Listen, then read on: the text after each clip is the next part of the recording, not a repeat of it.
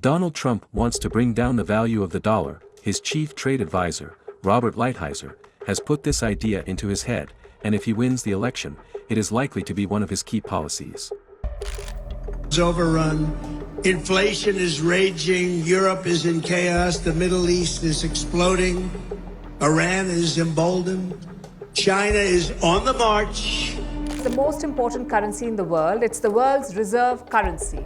The currency all countries hoard to protect national wealth. About 60% of the world has savings tied to the US dollar. These are called dollar-dominated assets. We must protect the position of the American dollar as a pillar of monetary stability around the world.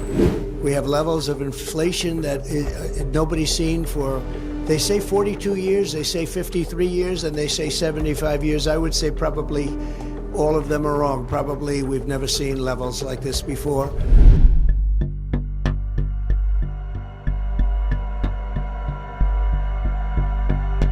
Now then, who is Robert Lighthizer, and why has he convinced Trump to destabilize the US currency? What consequences will this have for the global economy? And what role will China play in all of this? Robert Lighthizer is the man behind the scenes who has directed US trade policy for almost a decade. He was born at the end of World War II, in Ashtabula, Ohio. He studied law and dedicated his life to protecting the steel industry in political circles.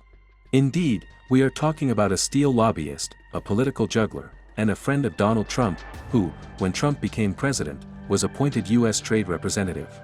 Today, Trump is known for being a protectionist. He raised steel tariffs by 25%, toughened the free trade agreement with Mexico, and started the trade war with China. But in reality, the mind behind these moves was our protagonist today, Robert Lighthizer.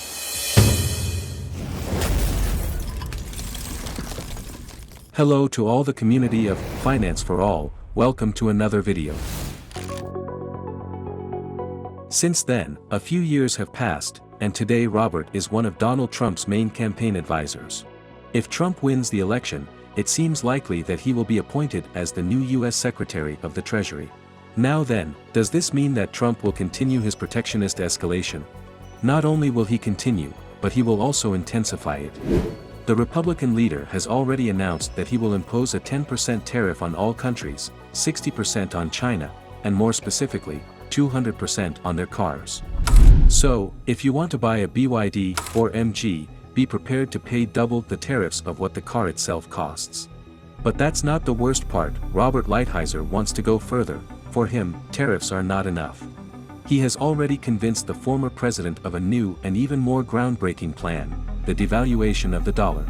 Devaluing a currency is something we've often heard of in poor countries. After all, it is a practice that involves making a currency weaker. But in the USA? Well, if USA is known for anything, it's for having the strongest currency in the world. Why would Trump want to devalue it? The first thing we need to ask ourselves is something else. What does it mean for a currency to be strong? People usually associate the strength of a currency with the prosperity of its country's economy, but in reality, that has nothing to do with it. For example, Japan is the third largest economy in the world, but the yen has continuously lost value over the last 10 years. In reality, when we say a currency is strong or weak, we refer to the amount of things it can buy in foreign countries compared to the prices in its own country. Think of it this way, the dollar has an exchange rate close to 1 with the euro, that is, $1 is exchanged for 1 euro. Logically, if they are equivalent, both currencies should be able to buy the same amount of goods in their respective countries. But what happens in reality? Well, in Europe, prices are much lower. If you take a dollar to Spain, you can buy many more products than what the same dollar would buy you in New York. In other words, the dollar is worth more abroad than in its own country. That's why we say the dollar is a strong currency. Now then, why is it so valuable? Well, largely because it is a safe and reliable store of value. Many people buy dollars not for their purchasing power, but because it's such a stable and secure currency that it's ideal for protecting their savings.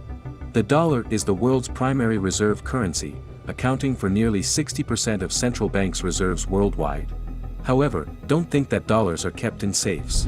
In reality, what's kept are US Treasury bonds that, in times of trouble, can be converted into dollars.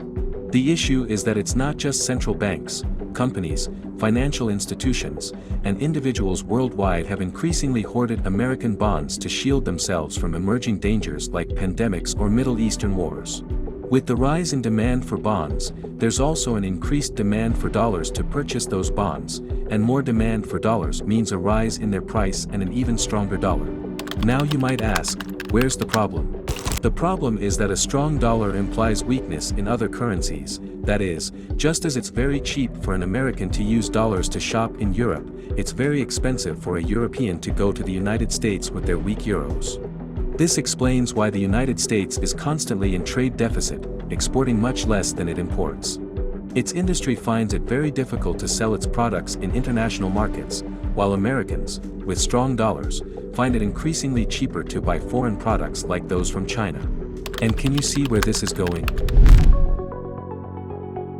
Robert Lighthizer has been a lobbyist for the American industry for most of his life, an industry threatened by China that he can now protect by undermining the value of the dollar. The idea is music to Trump's ears, firstly, because it would benefit rural areas dedicated to export, which is where his largest voter base is. Secondly, because it would harm China by making it more expensive to buy its products with a weaker dollar, and thirdly, because he could sell an increase in exports as a political success. Sounds good, right? Well, no, it's a terrible idea, and soon we'll see why. For now, we need to first answer another question. Is it really feasible for Donald Trump, no matter how much he wants to crash the dollar's price? How could he do it? The first way to devalue a currency is to lower interest rates. That would reduce the attractiveness of investing in U.S. Treasury bonds. Many investors would stop investing in the country to invest elsewhere, the demand for dollars would drop, and therefore their price. The problem? Well, on one hand, it's not certain that this will work. Historically, interest rates in the rest of the world have followed those of the United States. That is, if Trump lowers interest rates, other countries may follow suit. This means it will no longer be as profitable for investors to move their money out of the United States, and everything will remain the same. But on the other hand, interest rates are lowered by printing money. This means that yes, the dollar might be cheaper, but on the other hand, the resulting inflation could drive up industry costs and ultimately be useless. And what can I say, maybe at another time it would work, but right now, the last thing the US needs is another inflationary episode. But even with that, Trump wouldn't even have the authority to lower interest rates. Interest rates are controlled by the Federal Reserve, not the government. Rest assured, if Trump returns to the White House, he will do everything possible to put the Fed at his service. But most likely, if he wants to devalue the dollar, he will have to find another method. And what if I told you there's a way to lower interest rates without the Federal Reserve doing anything? It's called austerity, good old-fashioned saving. If American families, businesses, or the government start saving, banks will have so much money that they can lend it very cheaply. That is, they will lower interest rates without needing to print money. And there is room for this. Right now, the United States is one of the countries that saves the least in the world, and in fact, its savings rate has only been plummeting. The question is, how do you force an entire country to save on a large scale? Well, unless you raise taxes and save it for them, I don't think Americans will suddenly start fattening up their bank accounts overnight. And what can I say, raising taxes doesn't seem like a very favorable option for Trump's election campaign. Do you remember we said that the dollar is expensive because all countries accumulated in their central bank reserves? Think about it, if Trump forces these countries to get rid of those reserves, problem solved. This is the most feasible solution of all, so feasible, in fact, that it was already done 40 years ago. The year was 1985, Ronald Reagan was in the White House. The rise in oil prices and high interest rates following the crisis of the 70s caused the dollar to appreciate by 50% compared to the rest of the world's currencies. At that time, Japan was at its technological peak, threatening to take over the US's dominance, and a large alliance of American manufacturers, including IBM, Motorola, and Caterpillar, launched an intense campaign demanding state protection against the Japanese threat. As Donald Trump currently desires with China, Reagan succumbed to pressures. His goal was to devalue the dollar by forcing other countries to sell their reserves. The United States threatened other powers with hefty tariffs if they didn't yield to its plans. Thus, in September of that same year, the Plaza Agreements were signed. Following this, countries like Japan began selling their reserves, indicating that the dollar would weaken and Americans would regain their industrial power. The problem was it didn't go as expected, quite the opposite. In the first 2 years after the agreements, the US trade deficit worsened. That is, exports decreased even more compared to imports. You may wonder, what went wrong? Well, it's true that Japan agreed to devalue the dollar, but to counteract this effect, it imposed restrictions on imports. It was a case of give and take, leaving everything much the same. Overall, even if Trump now forced the rest of the world to sell their reserves, they could always find alternative strategies to offset it. Besides, let me tell you, for this strategy to work, China would need to cooperate. And how does Trump plan to convince Xi Jinping? With tariff threats. Even if he succeeds, it's not clear it would be effective. Back in 2015, for other reasons, China sold a good portion of its reserves without significantly impacting the dollar's value. Consider this: the dollar's value doesn't solely rely on central bank reserves but also on demand from businesses and individuals who use it for trade or savings. In this case, the private sector could counterbalance the actions of the public sector. Now, you know what could be even worse?